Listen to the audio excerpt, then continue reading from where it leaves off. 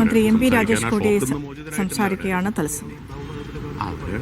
പല കണക്കുകൾ പറയുന്നുണ്ട്, 30, 35 എന്നൊക്കെ പറയുന്നു. ഒരാൾ 30 എന്ന് പറഞ്ഞു, മറ്റൊരാൾ പറഞ്ഞു കഞ്ഞി 35 പേർക്കാണ് കൊണ്ടുവന്നത് എന്ന് പറഞ്ഞു. അതിപ്പോൾ ആർക്കും വ്യക്തതയില്ല എത്ര പേരുണ്ടായിരുന്നു എന്നുള്ള കാര്യത്തിൽ. കേട്ടില്ല.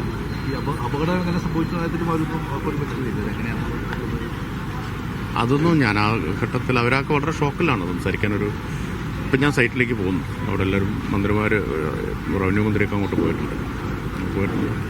അപ്പോൾ എന്തായാലും ഡോക്ടർമാർ വളരെ മികച്ച പ്രവർത്തനമാണ് നടത്തിയിട്ടുള്ളത്, അത് പറയാതിരിക്കാൻ നിർവാഹമില്ല. അപ്പോൾ ആരോഗ്യ പ്രവർത്തകരും ഡോക്ടർമാരും, തൃശ്ശൂർ മെഡിക്കൽ കോളേജിലെ ആരോഗ്യ പ്രവർത്തകരും ഡോക്ടർമാരും നടത്തിയിട്ടുള്ളത് വളരെ മികവുറ്റ പ്രവർത്തനമാണ്. അവരുടെ സേവനത്തെ നമ്മൾ അഭിനന്ദിക്കേണ്ടതാണ്. 10 മണിക്ക് സ്പെഷ്യൽ ക്യാബിനറ്റ് വെച്ചിട്ടുണ്ട്, രാവിലെ 10 മണി. ബാക്കി കാര്യങ്ങൾ ക്യാബിനറ്റ് ചർച്ച ചെയ്ത് തീരുമാനിക്കലാണല്ലോ അതിന്റെ സാധാരണ നടപടിക്രമം. അങ്ങനെയാണ്. അതനുസരിച്ച് ഈ അടിയന്തര സാഹചര്യം പരിഗണിച്ചാണല്ലോ പ്രത്യേക മന്ത്രിസഭാ യോഗം നിശ്ചയിച്ചത്. മുഖ്യമന്ത്രിയുടെ നിർദ്ദേശപ്രകാരമാണ് ഞങ്ങളെല്ലാം ഇവിടെ എത്തിയത്. മുഖ്യമന്ത്രി തൃശ്ശൂരിൽ എത്തണം നിർദ്ദേശത്തിന്റെ അടിസ്ഥാനത്തിൽ എത്തിയത്. ഒരാളാണോ വെന്റിലേറ്ററിലുള്ളത്? ഇപ്പൊ അങ്ങനെയാണ് ഡോക്ടർമാർ പറഞ്ഞത്.